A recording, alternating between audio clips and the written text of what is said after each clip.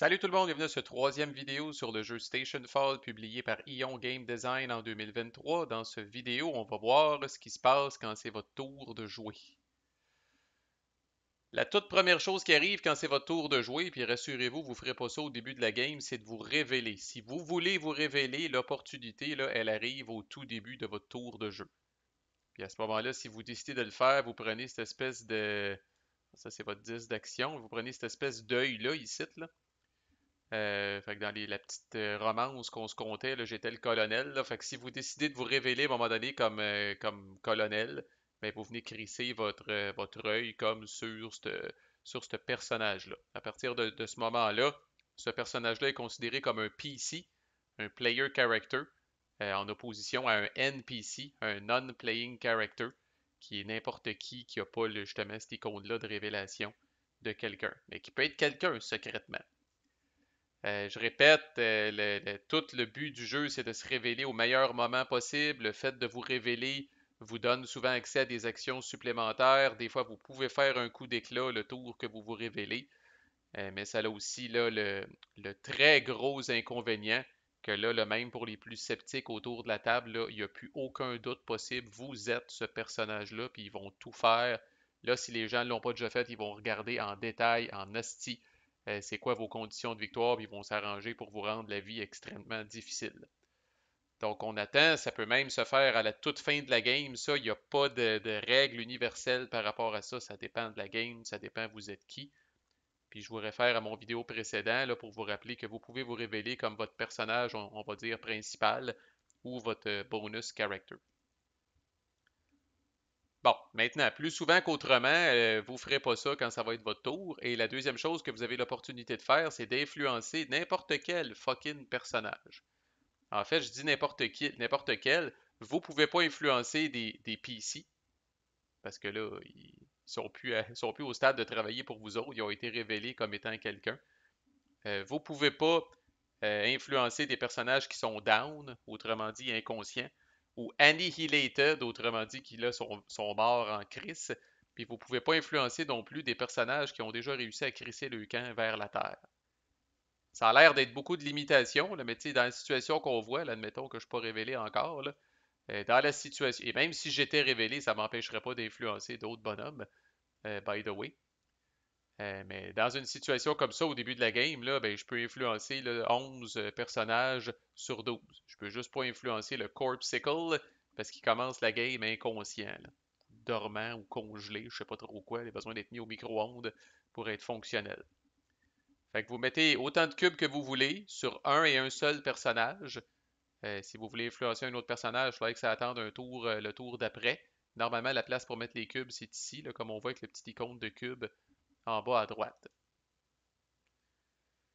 Rappelez-vous votre limite d'influence, c'est-à-dire que si effectivement je prévois être le colonel, là, j'ai le droit de mettre 4 cubes sans être pénalisé. À partir du cinquième cube que je mets sur des personnages, là, ça va être moins un point de victoire par cube en excédent de 4 que je vais crisser sur des personnages. Pourquoi on fait ça? Ben, c'est la suite du tour qui répond à cette question-là. Après ça, vous allez activer euh, un personnage qui a au moins un de vos cubes dessus. En fait, c'est pas vrai. Un personnage sur lequel vous avez au moins autant de cubes que la personne qui en a le plus est considéré comme un conspirateur avec vous autres. C'est-à-dire que c'est secrètement, ben pas si secret que ça, là, mais bref, c'est un de vos amis, puis il travaille pour vous. Là, il travaille pour aider vos conditions de victoire. Fait que, par exemple, si j'ai mis un cube sur le troubleshooter, même si le joueur brun a un cube sur le troubleshooter, j'ai au moins autant de cubes que la personne qui en a le plus. Puis souvent, ça va être ça. Là. Les gens sont gratteux un peu avec leur cube, là, puis les gens vont mettre un cube sur tel bonhomme, puis un cube sur tel bonhomme. À mesure qu'on avance dans la game, des fois, vous allez peut-être vouloir m'amener vous affirmer un petit peu plus. Puis là, je pourrais venir mettre. Fait que présentement, le troubleshooter est considéré un conspirateur pour le joueur bleu et le joueur brun. À partir du moment où le joueur bleu vient crisser un cube de plus ici, le troubleshooter est un conspirateur uniquement pour le joueur bleu. Mais à son tour, le joueur brun pourrait venir accoter ça ici parce qu'il non, non, je veux vraiment, si moi, que continuer à activer le troubleshooter puis à jouer avec. Il n'y a en théorie pas de limite à ça, à part peut-être 8 cubes, Chris, que vous pourriez mettre. Mais je vous le dis, là, euh, c'est rare qu'un personnage a plus qu'un cube d'une couleur. Quand il commence à avoir plus qu'un cube d'une couleur, là, c'est parce que, je veux pas dire que ça commence à être louche, mais c'est qu'il y a du monde qui tienne vraiment à bosser ce personnage-là. Puis encore là, ça n'empêche pas les autres personnes de suivre. Fait qu'après avoir mis un ou plusieurs cubes sur un personnage, vous allez prendre votre disque d'activation, puis vous allez venir le mettre sur un de vos conspirateurs, ou sur votre PC si vous êtes révélé. Fait que par exemple, dans ce cas-là, le joueur bleu pourrait dire, bon ben moi j'active le troubleshooter. Et là, il y a deux scénarios possibles. Si le troubleshooter a déjà un disque d'activation incluant le vôtre, le troubleshooter est considéré fatigué, considéré exhausted. Et là, tout le monde lui demande si va là, fait ci, fait ça, ramasse ça, pitch ça, donne ça à quelqu'un d'autre. Fait que là, il est fatigué. OK? Fait que dans ce cas-là, le troubleshooter a droit à une seule action. Par contre, si c'est un personnage qui n'a pas de jeton d'activation dessus, vous allez pouvoir faire deux actions avec. Puis ça, c'est une règle importante. C'est un hostie de big deal. Fait que si lors d'un tour précédent, oups, si lors d'un tour précédent, le joueur brun avait activé le troubleshooter, ça arrive à moi, ça arrive à moi, le joueur bleu. Il est effectivement un de mes conspirateurs, le troubleshooter, sauf que si je viens mettre mon jeton ici, là, je vais avoir juste une action avec lui. Puis une action versus deux actions dans ce jeu-là, c'est gros en crise. Puis vous allez voir, malgré le fait qu'il y a 12 personnages, puis malgré le fait que vous êtes seulement 4 joueurs, on dirait qu'il y a tout le temps un calice de jetons d'activation sur le bonhomme que vous voulez activer. Ça, c'est une règle d'or dans ce style de jeu-là. Et je répète, ça peut être votre jeton d'activation aussi. Fait que si lors de mon dernier tour, j'avais activé le troubleshooter, mon jeton est donc ici, même si personne d'autre autour de la table est venu activer le troubleshooter, au moment, dans le fond, là, c'est pas que je récupère mon jeton d'activation, puis après ça, je le crisse sur quelqu'un. Je regarde où il est sur le troubleshooter, et si je veux réactiver le troubleshooter, je vais avoir droit à une seule action. Autrement dit, le jeu vous décourage pas mal, et puis c'est intentionnel, de faire des actions back-à-back avec le même personnage. Le jeu vous encourage à varier, autrement dit, là, les personnages que vous utilisez. Là. Fait que souvent, on va être obligé d'alterner au minimum entre deux personnages. Activer le troubleshooter au dernier tour. Mettons que le Stranger est aussi un de mes conspirateurs. Ben là, je peux venir activer le Stranger. Je vais avoir deux actions. Au prochain tour, je peux venir activer le troubleshooter. Puis là, je vais avoir deux actions. Dans les deux cas, que le personnage ait une action ou deux actions, il a aussi le droit à un pick-up gratuit et un drop d'item gratuit. Donc un pick-up d'item gratuit ou un drop d'item gratuit, quelque part pendant qu'il fait ses actions. Fait que les items, là, on va y revenir, là, mais tu sais, là, il y a des items de protection, il y a des items d'attaque, il y a des items en lien avec les objectifs de certains personnages. Mais par exemple, si j'active notre ami le chimpanzé, l'astro-chimpanzé, donc si je décide d'activer lui, puis j'ai droit à deux actions, on va revenir aussi sur les actions possibles, mais il est ici, là. Mais je pourrais venir ici, ça c'est une action de me déplacer. Je pourrais ramasser la valise gratuitement. Ça c'est mon free pick-up. Puis comme deuxième action, peut-être je pourrais continuer à bouger puis m'en venir ici. Puis voilà, l'activation du chimpanzé serait terminée. OK. Fait que comme je disais dans une vidéo précédente, un peu dans l'optique party game, on fait pas grand-chose essentiellement à notre tour. Vous allez faire une ou deux actions avec un personnage. Puis après ça, tout de suite après, c'est à l'autre personne dans le sens des aiguilles d'une montre. Fait que ça va vite en esti. Puis une fois que 4 joueurs ont fait ça, on prend le marqueur de tour et on le descend. Ce marqueur-là commence à 13 minutes quand on joue à 4 joueurs. Puis là, on descend, on descend, on descend, on descend jusqu'à temps que la station pète. Fait que ça va vite. Vous allez avoir 13 tours. On va voir une petite twist à la fin, là. Mais vous allez avoir 13 tours normalement comme ça, that's it.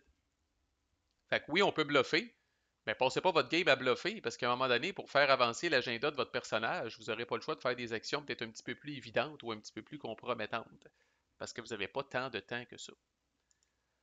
L'autre chose que vous pouvez faire, quand vient le temps d'activer un personnage, chaque joueur commence avec euh, une bribe, donc un pot de vin, là, si on veut, là, qu'il peut offrir à n'importe quel personnage en cours de partie. Fait que quand vous êtes en train d'activer votre personnage, vous pouvez prendre votre bribe, vous pouvez la crisser sur le même personnage ou vous pouvez la crisser sur un autre personnage complètement. Et ce pot de vin-là va vous permettre de faire une action avec le personnage sur lequel vous avez crissé votre pot de vin. Puis il n'y a même pas besoin d'être un de vos conspirateurs à ce moment-là. À noter que ça peut être, vous pouvez vous essayer sur un personnage qui est révélé, donc un PC, mais la personne est libre de refuser. Vous devez lui dire ce que vous avez l'intention de faire avec son bonhomme, puis après ça, après avoir entendu ça, la personne est libre de refuser. Si elle accepte, elle reçoit votre bribe, puis vous faites l'action que vous aviez dit. Si elle refuse, vous récupérez quand même votre bribe, mais vous ne pouvez plus l'utiliser pendant ce tour-là. Quel serait l'intérêt de la personne? Ben, si vous avez réussi à garder votre bribe à la fin de la game, ça vaut un point de victoire. Et si votre personnage a des bribes de d'autres joueurs, ça vaut un point de victoire par bribe aussi. Alors, techniquement, la bribe, c'est du fric. Et puis là, vous êtes fou comme de la merde, puis vous léguez ça dans votre testament à du monde où vous allez dépenser ça quelque part sur Terre, mais ça vaut un point de victoire. Raison de plus, restez caché le plus longtemps possible, parce que peut-être que les joueurs, sachant pas qui vous êtes, vont venir crisser des bribes sur vous autres, puis ça va vous donner des points de victoire à la fin. L'autre chose que vous pouvez faire, sur le jeu, il va y avoir ce que le jeu appelle un compromat pour chacun des personnages qui est en jeu. Fait que là, on a ces 12 personnages-là. Il y a un compromat associé à chacun de ces personnages-là. L'emplacement de départ des compromats est indiqué là, par le petit icône qui est ici. Puis il y a des icônes additionnelles, des icônes vertes. Ça, c'est si vous jouez à plus que 4 joueurs, parce que là, vous pouvez avoir 14 personnages, 16 personnages en jeu, quelque chose de même. Fait que là, à ce moment-là, il y a plus de compromat encore qui est ajouté sur le board. Dans une game à 4, les compromates sont ici. Puis dans les premiers tours, surtout, les joueurs vont beaucoup ramasser des compromates. Un compromat est traité comme un item, dans le sens où ça nous prend un personnage vraiment pour mettre la patte dessus. La différence, c'est que le compromat, il s'en vient à vous comme joueur. Contrairement aux items, comme on a vu tantôt, la petite valise qui est placée spécifiquement sur le chimpanzé, parce que c'est lui qui l'a ramassé, les compromates s'en viennent à vous comme joueur. Et c'est secret. Vous regardez le compromat, puis vous le gardez en avant de vous autres. Comme son nom le laisse croire, le compromat puis laisser libre cours à votre imagination, ça fait partie du flavor. C'est de l'information compromettante sur un personnage. Ça peut être des photos, ça peut être des documents, des vidéos, bref, on ne sait pas trop quoi, de clés USB. Anyway, c'est de l'information compromettante sur un personnage. Fait que celui-là ici, si je le prends dans ma main, fait que vous voyez que j'ai le compromat, bon, ça donne que j'ai le compromat du colonel. Si je prends lui, j'ai le compromat du corpsicle. Tout le monde a des secrets à cacher, comme je disais sur cette station-là. Et un compromat, finalement, vous pouvez l'utiliser un pendant votre tour, pendant que vous êtes en train d'activer un personnage. Et c'est le même principe, vous allez pouvoir forcer le personnage qui est identifié ici à faire une action. Alors, on va prendre le marqueur, on va venir le crisser ici, puis on va dire, par exemple, bon, ben, j'utilise un compromat sur le corpsicle. Si c'est un NPC, vous faites l'action que vous voulez avec. Si c'est un PC, là, il y a une twist intéressante. Imaginez que vous y montrez là, l'information compromettante, et vous dites ah, mon Chris, je sais pas, donne-moi ton fusil ou pitch ton fusil à l'autre bout ou peu importe. Si vous utilisez un compromat sur un PC, il y a le choix. Encore là, soit qu'il accepte, puis vous faites l'action que vous voulez avec, ou qu'il refuse et que vous récupérez le compromat, mais s'il refuse, le joueur lui-même devient suspect. Puis on va revenir là-dessus, mais c'est quelque chose d'assez important. On commence tout innocent, blanc comme neige, on peut devenir suspect, puis on peut éventuellement devenir coupable si on est suspect. Et la grande majorité des personnages ne peuvent pas gagner s'ils sont coupables, peu importe leur total de points de victoire. Ça, c'est important, Chris. Alors, vous pouvez avoir la game du siècle. Vous avez rencontré là, tout l'agenda de votre personnage. Si vous avez vous avez sauvé votre bonus character, vous êtes en train de calculer vos affaires, là, puis là, vous êtes fou comme de la marde, vous avez 10-12 points de victoire, puis vous dites je vais torcher tout le monde. Mais dans la majorité des cas, si vous êtes coupable, vous arrivez entre autres sur Terre, puis vous vous faites pincer, puis vous allez en prison, puis vous n'êtes pas capable de bénéficier de votre gloire. OK?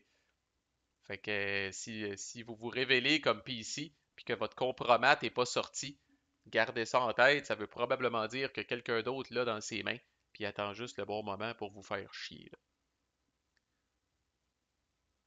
Deux dernières petites choses, au lieu d'activer un personnage, puis ça typiquement on va faire ça plus en fin de game, quand on est vraiment au-dessus de nos affaires, ou que notre game est hopeless, à l'inverse. Mais au lieu d'activer un personnage, on peut faire l'action qu'on appelle de renégocier, qui est de tout simplement reprendre votre disque d'activation et de reprendre un cube sur n'importe quel personnage. Il y a des exceptions, là, ça peut pas être des personnages, je pense, qui se sont échappés, ça peut pas être des personnages qui sont complètement morts, là. Mais vous allez faire ça typiquement pour venir renflouer votre stock de cubes si jamais vous avez été un peu trop dépensier et que vous êtes au-dessus de votre fameuse limite de cubes. C'est probablement l'unique but de faire ça tant qu'à rien ici. La dernière chose que je peux expliquer, maintenant que j'ai parlé des cubes, supposons que le joueur brun se révèle, haha, comme étant le troubleshooter au final, en cours de game ou à la fin, ou peu importe.